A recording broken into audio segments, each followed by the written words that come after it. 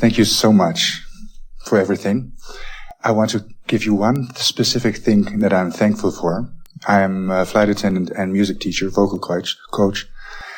And what I picked up from you is when you try to bring something across to the people in the hot seat is you prepave by saying, you're really going to like this. You're really going to understand this. This will be really easy for you. I've now consciously practiced this with my students. They don't know about Abraham. But they pick up like that. So thank you so much for that. It's a really good tool.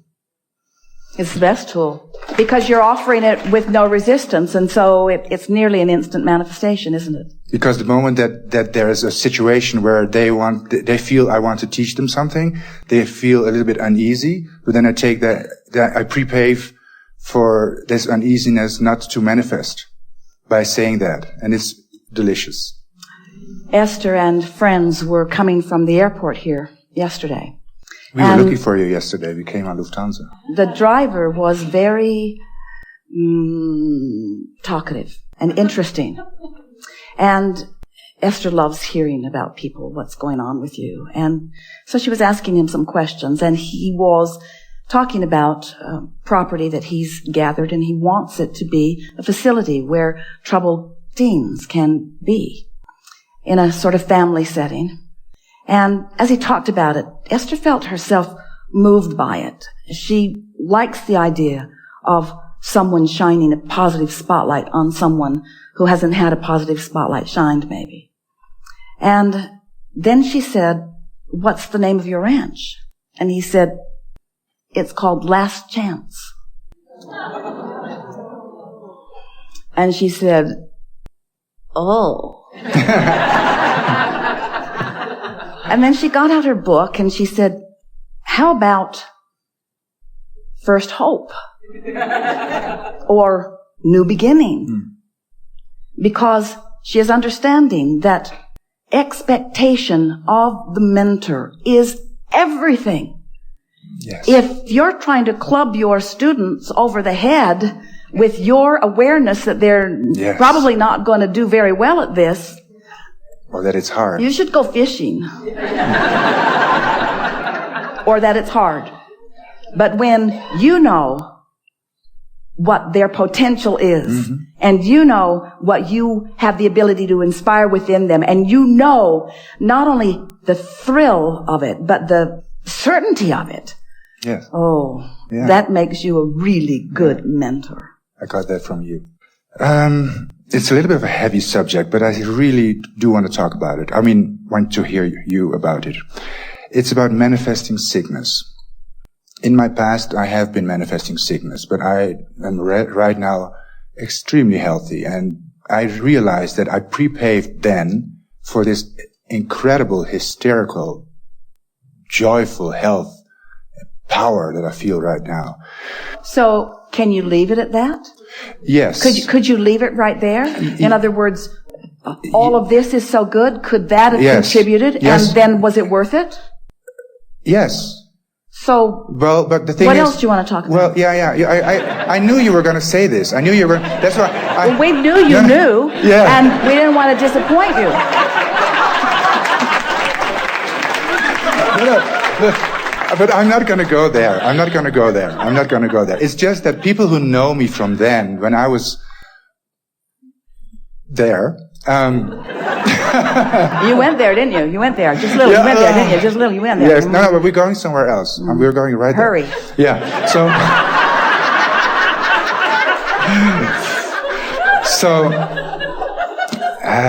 resistance eventually causes dis-ease to manifest in physical discomfort and/or illness. One thing that I do go back to then, because I am in a physical body, and I do hurt myself sometimes. So I cannot just forget about physical uncomfort. But the only time that happens is when you reach further with your desire than your grid keeps up with.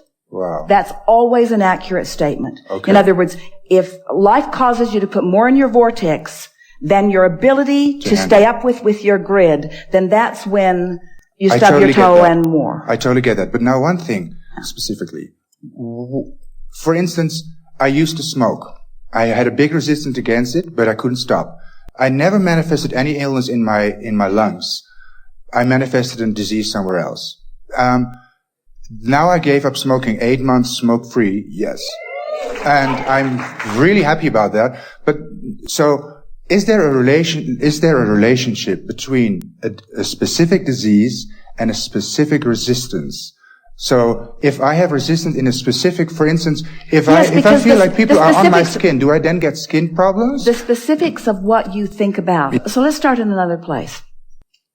So let's say that you are moving through life experience and things are bothering you. Like our friend had 9 things that were not going well and something that is going well, but she's chronically, or you're chronically involved in the 9 things that aren't. And so your attention is upon those. So without really being too aware of it, you've got more resistance going on than you think you do, than you want to admit to. Right. So through all of that process, and if you're particularly active, if you're particularly involved in life experience, then you're launching lots of rockets of desire. And so your vortex is spinning, your stream is moving fast, who you really are is vibrating at this high pure place.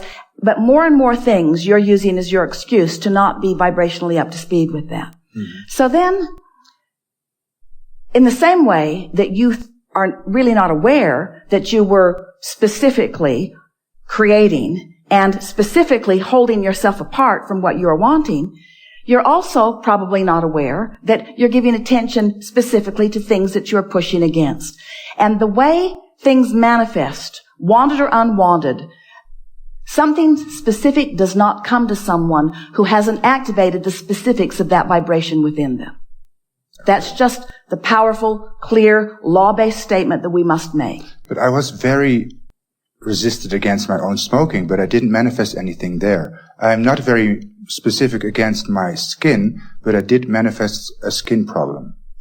You know what I mean? So my question is, we hear what your question is, because okay. Your question is, I didn't think I was doing one thing, but I admit I was doing another, but the opposite of the manifestation occurred. And what we really want you to hear is that nothing ever happens that is a vibrational mismatch to what's going on. So the discordant part of it is a misunderstanding of what really was going on vibrationally.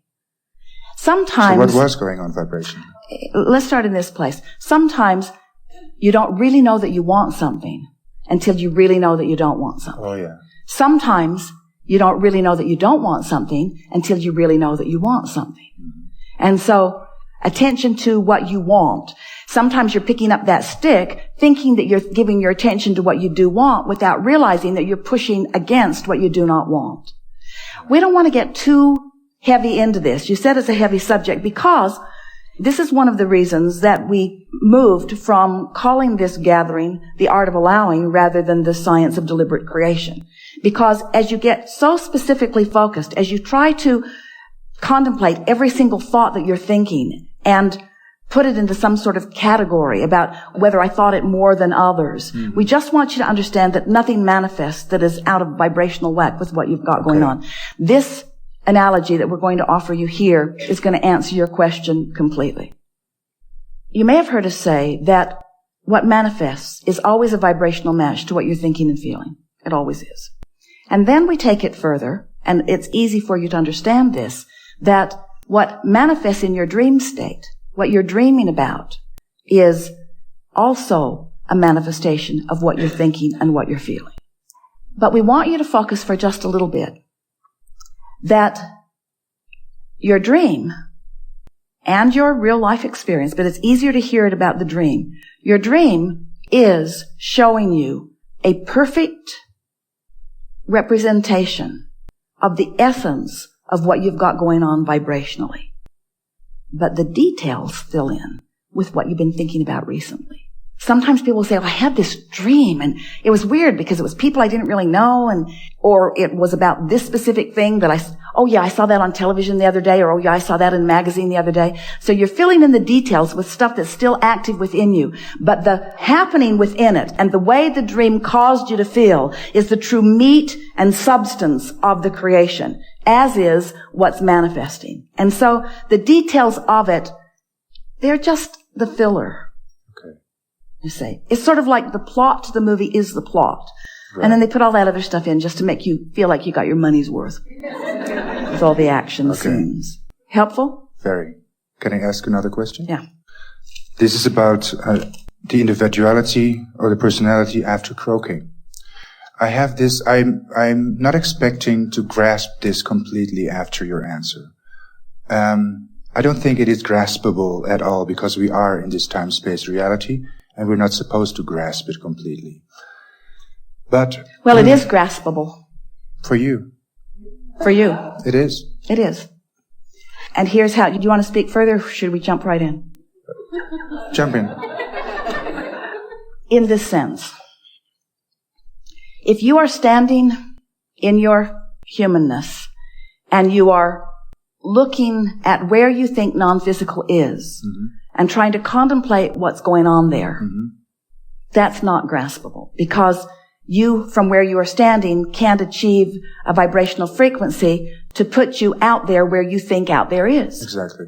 Yeah. But when you are in your now, focused upon something that's happening right here and now, and you are feeling vitality and enthusiasm and love, you're grasping what non-physical is focused upon. Okay. Esther said to Jerry, she's visiting with him from time to time, she said to him, I think about you all the time. And he said, how do you know it's you thinking about me and not me thinking about you? But stay there with that for just a little bit because you're trying to separate what's non-physical from you rather than understanding that it's integrating with you. It's integrating with you. Okay. And so when you're looking where it isn't, you feel lost and say, I can't grasp it. But when you look where it is, then you get it. Wow. And that's what your happy dances are about. That's what those feelings of insight. When the grid fills in, when you're in the vicinity, when you're in vibrational alignment and you're tuned in to the fullness of who you are and you're having a moment and the whole of who you are is flowing in that moment, you're grasping what non-physical is. It's your preconception of what non-physical is, which it isn't. It's your flawed premise about what non-physical is, which it isn't, which is making you call it ungraspable. Wow. I heard you say this about Jerry, and it inspired me for this question. Yeah. Because sometimes I think, and this is really with all respect for you, and I really hope I can bring this across in a respectful way. Because I'm speaking from my own experience, sometimes the desire is so big to grasp.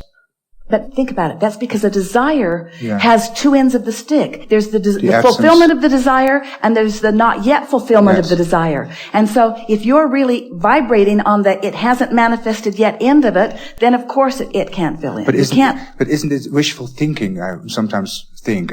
But one specific example, if I may.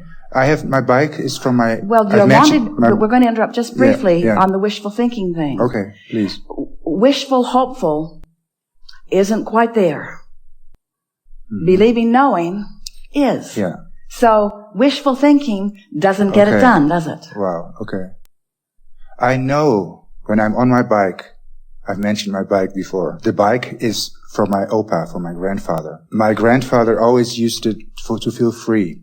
Yeah. Now when I go downhill and I'm not focused on my grandfather at all, and I see horses on my right-hand side, my grandfather used to work with horses, and I'm really not focused upon him. All of a sudden, I feel him. So you've just confirmed what we've just said to you. Exactly. Yeah. And then I sort of say, go for it. When you say, I'm not focused upon my grandfather, because he's not here where I can see him, and that would take me away from where he is. But when you're feeling the thrill of the ride, and even being in the energy of the very machine that he was using when he was feeling the thrill of the ride, then you're finding yourself looking at what he is wanting to see. Yeah.